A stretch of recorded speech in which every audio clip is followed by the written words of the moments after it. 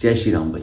दोस्तों, मैं आपका दोस्त शुभम कंबोज और आज की वीडियो बहुत स्पेशल होने वाली है। वीडियो को पूरा देखिएगा। आपको रियलिटी बताता हूँ यहाँ की अमेरिका की। लोग इंडिया से आते हैं भाई अपने 40-50 लाख रुपए, जो जिनके पेरेंट्स अपने बच्चों को जानते हैं भाई, उन पेरेंट्स के लिए वीडियो है, या जो बच्चे इधर आ रहे हैं उनके लिए वीडियो है। मेरे भाई, मैं हूँ फ्रेस्नो मतलब कैलिफोर्निया की एक सिटी में हूँ। कैलिफोर्निया में, कैलिफोर्निया स्टेट पड़ता है यहाँ पे। कैलिफोर्निया की सिटी फ्रिजनो में हूँ। तो आपको रियलिटी बता रहा हूँ मैं इधर की।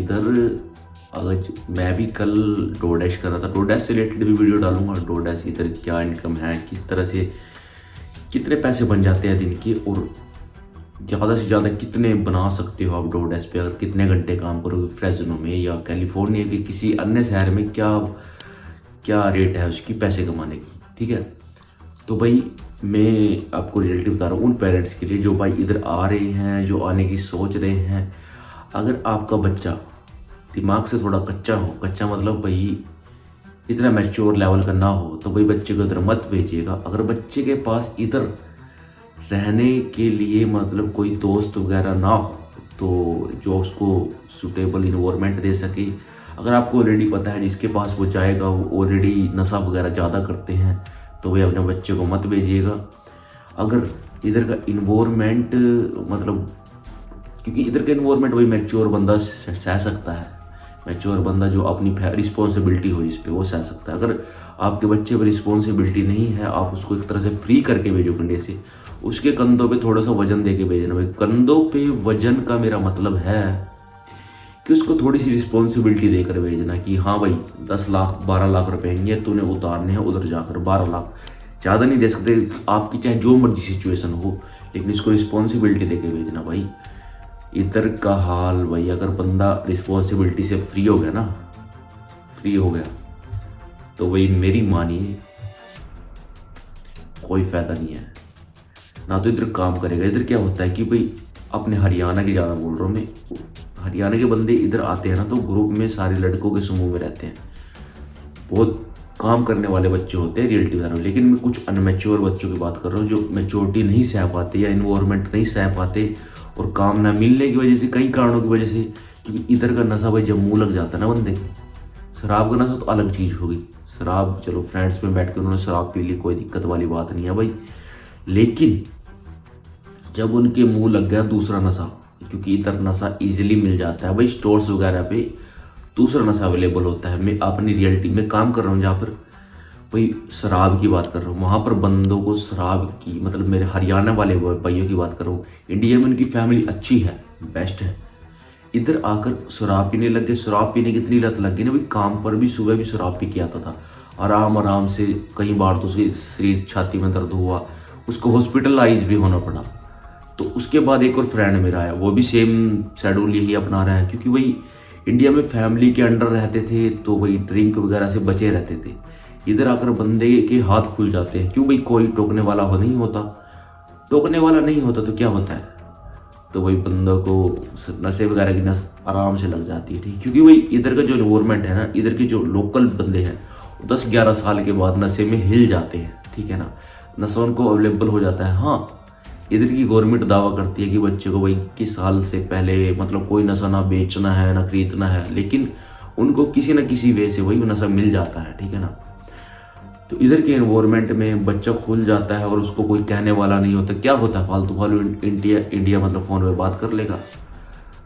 मेन बात है अपने बच्चों को बेच रहे हैं, उस पर सिर्फ रिस्पॉन्सिबिलिटी दे के भेजो भाई बेटा ये काम हमने किया है। अगर ये बोलोगे कि हाँ भाई कर्जे कुर्जे की टेंशन, मतलब उसे पता होना चाहिए कि भाई मेरे पेरेंट्स ने मेरे को इतने पैसे इधर से उठाकर ये किस तरह इधर भेजा है, और मैंने ये पैसे उसको रिटर्न करने हैं जिस बंदे से लिए हैं या जिस बैंक से लोन लिया है, उसकी रिस्पॉन्सिबिलिटी भी मेरे सिर पर है ये। क्योंकि भाई आपको रियलिटी बता रहा हूँ, अगर मेरे को मतलब आप कई बंदे बोल देते हैं भाई ये तो झूठ बोल रहे हैं। भाई फ्रेस्नो में जो बंदा रहता है इधर के लोकल कैलिफोर्निया में, जिसमें इंडियन बहुल एरिया है, जहाँ पर इंडियन बंदे ज़्यादा रहते हैं, वहाँ के हालात आप चेक कर सकते हो।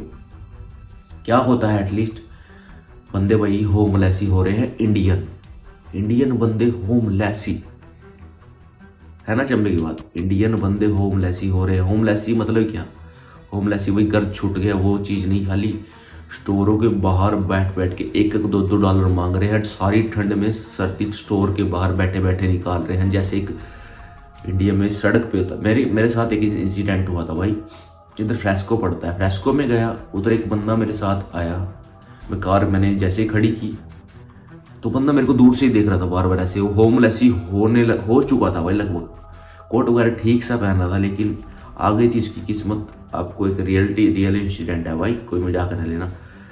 जैसे आया उसने मेरी खिड़की के पास आ गया, वो आया बाहर, जैसे मैं बाहर आया तो उसने बोला क्या हाल है भाई। मैंने बोला बढ़िया भाई, अपने हरियाणा का, पंजाब का नहीं ना किसी और स्टेट का, अपने हरियाणा का, क्योंकि उसके बोलचाल से ही पता लग जाता है।